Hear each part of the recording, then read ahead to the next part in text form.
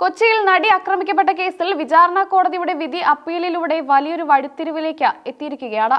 വിചാരണ കോടതിയുടെ വിധിക്കെതിരെ സംസ്ഥാന സർക്കാർ സമർപ്പിച്ച അപ്പീൽ ഹൈക്കോടതി ഫയലിൽ സ്വീകരിച്ചു. നടി ആക്രമിച്ച കേസിൽ ദിലീപ് ഉൾപ്പെടെയുള്ള പ്രതികൾക്ക് ഹൈക്കോടതി ഡിവിഷൻ ബെഞ്ച് നോട്ടീസ് അയച്ചു. ഈ നടപടി കേസിലെ നിർണായകമായ ഒരു ചുവടുവെപ്പാണ്. കേസിലെ പ്രതികളായിരുന്ന ദിലീപ് ഉൾപ്പെടെയുള്ളവരെ വെറുതെ വിട്ട എറണാകുളം പ്രിൻസിപ്പൽ സെഷൻസ് കോടതിയുടെ വിധി റദ്ദാക്കണമെന്നാണ് സർക്കാരിന്റെ ആവശ്യം. പൾസർ സുനി ഉൾപ്പെടെയുള്ള കുറ്റവാളികൾക്ക് വിധിച്ച ശിക്ഷ വർദ്ധിപ്പിക്കണമെന്നും പ്രോസിക്യൂഷൻ ഹൈക്കോടതിയിൽ ആവശ്യപ്പെട്ടിട്ടുണ്ട്. വിചാരണ കോടതിയുടെ വിധിയിലെ ഗുരുതരമായ വീഴ്ചകൾ അക്കമിട്ട് നിരത്തിക്കൊണ്ടുള്ള 300 പേജുള്ള അപ്പീലാണ് ഹൈക്കോടതി പരിഗണിച്ചത്. നടി ആക്രമിക്കപ്പെട്ട കേസിൽ ഒന്നാം പ്രതിയായ പൾസർ സുനി അടക്കമുള്ള 6 പ്രതികൾക്ക് വിചാരണ കോടതി കഠിനമായ ശിക്ഷ വിധിച്ചിരുന്നു. 20 വർഷം കഠിന തടവും വിവിധ കേസുകളിലായ പിഴശിക്ഷയുമാണ് പ്രതികൾക്ക് അന്ന് ലഭിച്ചത്. എന്നാൽ ഗൂഢാലോചന കുറ്റം തെളിയിക്കാൻ കഴിഞ്ഞില്ലെന്ന് ചൂണ്ടിക്കാട്ടിയാണ് 8ാം പ്രതി ദിലീപ് ഉൾപ്പെടെ വരെ കോടതി വെറുതെ വിട്ടത്. വിചാരണ കോടതിയുടെ ഈ തീരുമാനത്തെ തുടർന്നാണ് സർക്കാർ ഹൈക്കോടതിയെ സമീപിച്ചത്. കേസിൽ ശിക്ഷിക്കപ്പെട്ട 6 പ്രതികൾ നിലവിൽ വിയ്യൂർ സെൻട്രൽ ജയിലാണ് കഴിയുന്നത്.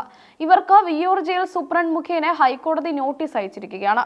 അതേസമയം കുറ്റവിമുക്തരാക്കപ്പെട്ട ദിലീപ് അടക്കമുള്ള പ്രതികൾക്ക് നെടുമ്പാശ്ശേരി SHO മുഖേന നോട്ടീസ് നൽകാനാണ് ഹൈക്കോടതി നിർദ്ദേശിച്ചിരിക്കുന്നത്.